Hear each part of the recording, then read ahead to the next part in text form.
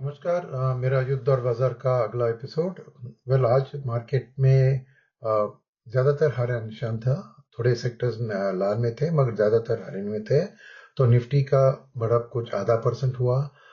Mid cap का 0.6%, small cap का 0.7%, मगर माइक्रो कैप का 1.4%।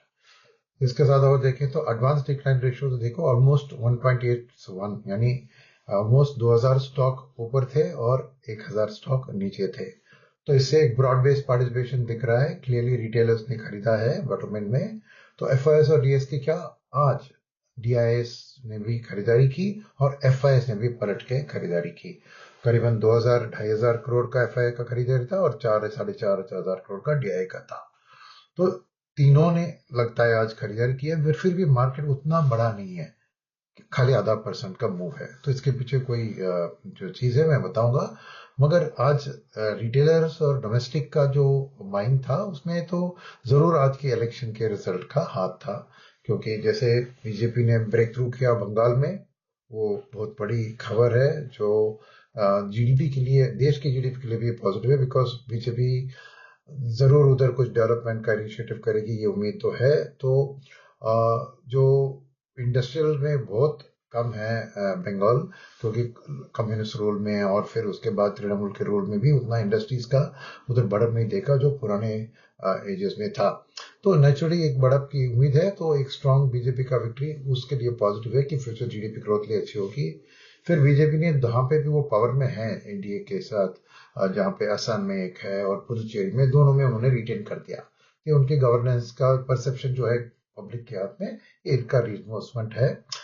मगर तमिलनाडु में जो रिजल्ट आया और केरल में, उधर बीजेपी की ज्यादा उम्मीद नहीं थी तो मार्केट पर असर नहीं था। बट तमिलनाडु का रिजल्ट जरूर एक सरप्राइज था। एंटी इनकम्बेंसी वोट केरल और तमिलनाडु दोनों में स्ट्रांगली दिखा, इन एडिशन टू बंगाल। और उस हिसाब से आज मार्केट के लिए ये एक पॉजिटिव इंडिकेटर था। तो शायद आज एक दिन के लिए रहा होगा रिटेलर्स की खरीदारी। मगर ग्लोबल आज देखें तो एक्चुअली तेल का दाम करीबन ड्यूरिंग द डे फ्लैट था 110। और रुपी थोड़ी वीकन हुई, 94 को फाइनली क्लोजिंग में भी पार कर दिया। पिछले 2 दिन थोड़ी 95 के नीचे पार कर गया, आज 95 पार हो गई। और एक साल का भी अगर देखें तो करीब 98 का रेट बन रहा है एक साल का। तो रुपी भी एक थोड़ा वीकनिंग ट्रेंड में था। उसके अलावा डॉलर की तो स्ट्रेंथ थी और इंटरेस्ट रेट्स हाई थे। तो यहाँ पर एफआई की जो एक बदलाव दिख रहा है कि तो 2-3 दिन से वो बेच रहे थे, तो अभी सडनली थोड़ी बहुत खरीदारी। इसके दो कारण हो सकते हैं। एक, ये 110 का डॉलर का जो क्रूड का है, थोड़ी दिन से ही इसी लेवल पे है, तो उन्होंने मान लिया कि ठीक है, अब के लिए ये बात हमने करेक्शन के जरिए देख लिया है इंडिया में, अभी काफी है। वो एक सोच हो सकती है। मगर सेकेंड, और शायद ये मोर लाइकली रीजन हो सकती है कि हेवी शॉर्ट बिल्डअप है। आज भी एफआई में देखा करीबन ऑलमोस्ट 2.5 लाख कॉन्ट्रैक्ट्स नेगेटिव है। तो थोड़ी शॉर्ट कवरिंग हो चुकी होगी सुबह सुबह बिकॉज ऑफ दिस रीजन। तो वो शॉर्ट कवरिंग में स्टॉक के फ्यूचर्स में अगर नेगेटिव है वो, और वो कवर कर रहे हैं, तो शायद उनको स्टॉक खरीदना पड़ रहा है। तो ये कैश मार्केट परचेज शायद ऑफसेटिंग ऑफ द शॉर्ट्स उधर होगा, हो सकता है। तो बट क्या है कि उनके कारण आज दबाव नहीं आया, वो तो बात मानना पड़ेगा। अब सवाल ये उठता है कि अगर डीआई और एफआई दोनों ने स्ट्रॉन्ग खरीदारी की तो लार्ज कैप इंडेक्स खाली 0.5% क्यों बढ़ा। और ज्यादा बढ़ना था, क्योंकि एफआईएस का जो बाइंग होता है वो लार्ज में होता है। तो मेरा मानना है कि ये डीआईएस की चाल है कि उन्होंने पिछले महीने देखिए ढेर सारा खरीदा है, 1.5 लाख करोड़ खरीदा जो एफआईएस ने बेचा। तो वहां पे उन्होंने ज्यादा लार्ज कैप को स्टॉक कर दिया। अब अर्निंग सीजन जैसे सामने आए और अच्छी उनको एक mid cap, small cap, micro cap में अच्छी एक अर्निंग्स या सेक्टर की आउटलुक दिख रही है, उसको खरीदने के लिए पैसा चाहिए। तो जब एफआई आके खरीद रहे हैं लार्ज कैप, तो ये वो अपना लार्ज कैप को उधर ठोक रहे हैं और उस पैसे को लेकर यहाँ, तो ये सेक्टर रोटेशन हो रहा है। और ये खास करके कौन सा सेक्टर में, तो आज देखें तो आज बड़ा था रियलिटी, पर उसका कारण मैं ये नहीं कहूंगा बिकॉज दो बड़े डेवलपर्स ने के प्रोजेक्ट लॉन्च के अच्छे बुकिंग्स हुए करके खबर आई, तो रियलिटी में एक रुझान आई, बस वही होगा। उसके अलावा देखिए तो कहाँ पे प्रॉफिट बुकिंग किया, तो public sector bank, private sector bank और आईटी, ये तीनों हैं लार्जर कैप के प्ले। और वहां पे एफआई भी पार्टिसिपेट करते हैं, डीआई भी करते हैं। तो यहाँ पर नेगेटिव रिटर्न्स पीएसयू बैंक का वापस वो आरबीआई की जो नई नॉर्म्स आई थी कैपिटल एडिक्वेसी के बारे में, उसके इम्पैक्ट का। मगर डीआईएस ने शायद उधर प्रॉफिट बुक करके बाकी मार्केट में उन्होंने, इसलिए आपको स्मॉल कैप, मिड कैप और माइक्रो कैप ने बेहतर परफॉर्मेंस दिया।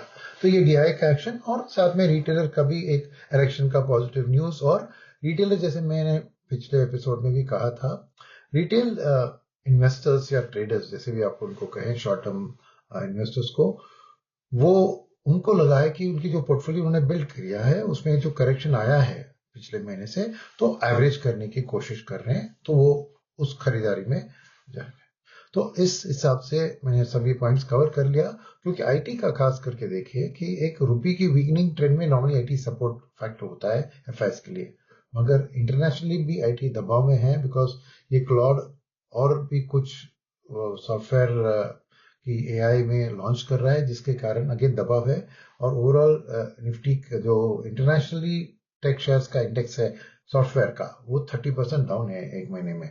तो उसका स्पिल ओवर इफेक्ट हमारे आईटी में भी दिख रहा है, इसलिए आईटी पार्टिसिपेट नहीं कर पा रहा है एक रुपी डिप्रिशिएशन टाइम में भी, राइट। तो डेफिनेटली आउटलुक आईटी के लिए शॉर्ट टर्म में उतना अच्छा नहीं दिख रहा है। और ये प्रॉफिट बुकिंग जो पीएसयू बैंक में किया था, बिकॉज वो रैली उसी में हुआ था ज्यादा, तो उधर डीआईएस प्रॉफिट बुक कर रहे हैं। और आने वाले दिन में, अभी कल की बात करें तो आज ड्यूरिंग द डे थोड़ा जियोपॉलिटिकली एस्केलेशन हुआ, क्योंकि ईरान ने क्लेम किया कि वो क्या 2 मिसाइल को फायर किया 2 यूएस की शिप में। यूएस ने एडमिट नहीं किया है।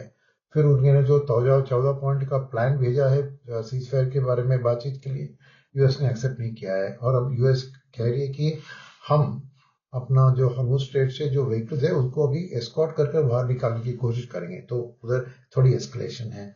ईरान ने भी अपनी तरफ से कहा कि जो हॉर्मुज स्ट्रेट की जो उनकी लिमिट है उसको बढ़ा दिया, क्योंकि ये भी हमारे कंट्रोल में है, स्ट्रेट के अंदर ही। तो ऐसी चीजें पिन प्रिक्स अभी भी चल रही है।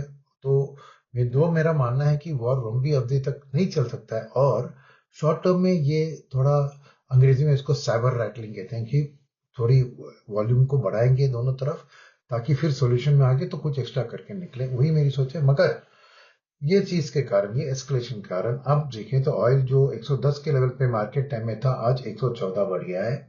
और आपके लेवल में गिफ्ट निफ्टी की लेवल देख रहा था, वो भी थोड़ी नेगेटिव है, और यूएस मार्केट भी थोड़ी नेगेटिव है एट दिस मोमेंट। तो इसीलिए मेरा मानना है कि कल थोड़ा वीक, क्योंकि एफआईएस का, जैसे मैंने कहा, बहुत शॉर्ट पोजिशन है, उसके बेसिस पे वो रिएक्ट करेंगे। और कल तो एक्सपायरी डे है, ट्यूसडे है, तो इसीलिए कल थोड़ा मार्केट थोड़ा वॉलेटाइल रहेगा। आपकी जो खबर है उसके बारे में थोड़ी वीक ओपनिंग होनी चाहिए। इसलिए मेरा मानना है कि देखिए, आउटलुक में मैं बताऊं को कि डीआईएस रिटेलर्स तो खरीदते आ रहे हैं कुछ दिनों से, वो तो क्लियर दिख रहा है। और मेरा मानना है कि ये इलेक्शन रिजल्ट के कारण ये सब, उनकी जो एक हौसला वो बढ़ चुकी होगी, और शायद वो कंटिन्यू करेंगे, ये सपोर्ट रहेगा मेरे ख्याल में। बट वो broader end of the market, mid cap small cap में ज्यादा रहेगा। डीआईएस भी खरीदारी, जैसे अर्निंग सीजन में क्लैरिटी होती है, जो कंपनी की उनके लिए अर्निंग्स भी अच्छी लग रही है और आउटलुक भी अच्छी लग रही है, उसको खरीदेंगे। मगर उनका बाइंग जो होगा थोड़ा प्रॉफिट बुकिंग करके रोटेट करेंगे, वैसा ही होगा, क्योंकि उतना ज्यादा कैश उनके पास नहीं है, राइट। तो थोड़ा सेक्टर रोटेशन उनको करना ही पड़ेगा। मगर at the same time FS की ओर देखें तो आज का जो बाइंग था वो कल भी रहा, तो अगेन सेम थिंग होगा कि लार्ज कैप में थोड़ा सेक्टर रोटेशन और मिड कैप में रैली। तो मैं वैसा ही देख रहा हूँ अगले 1-2 दिन के बाद। और उसमें देखना चाहिए कि एज एन इन्वेस्टर, देखिए ये सिचुएशन होगा कि मार्केट को नई हाइस्ट चुनने में, जाने में आपको एफआईएस की वापसी जरूरी है। खाली डीआई का बाइंग, देखिए पिछले महीने 1.5 लाख करोड़ डीआई ने खरीदा, फिर भी मार्केट लाइफ टाइम के नजदीक ही नहीं है। तो ये मार्केट को गिरने से प्रोटेक्ट करते रहेंगे डीआईएस और रिटेलर्स। तो ज्यादा गिरावट की मेरी गुंजाइश नहीं है, मगर वॉलेटाइल रहेगी। और ये वॉलेटिलिटी में देखिए, एफआईएस जब वापस आएंगे एक स्ट्रॉन्ग बाइंग 8-10 हजार करोड़ पर डे, तभी मार्केट का एक नया लेवल पहुंच सकता है। तो वैसे तो ये वॉलेटाइल स्टेट में रहेगी। तो इसीलिए, क्योंकि सेक्टर रोटेशन होने के कारण अब सेक्टर पिक्स भी नहीं करने का है। तो मेरा मानना है कि आप वही है, अक्यूमुलेट कीजिए डाइवर्सिफाइड मैनर में, स्टैगर करके पैसा लगाइए, राइट।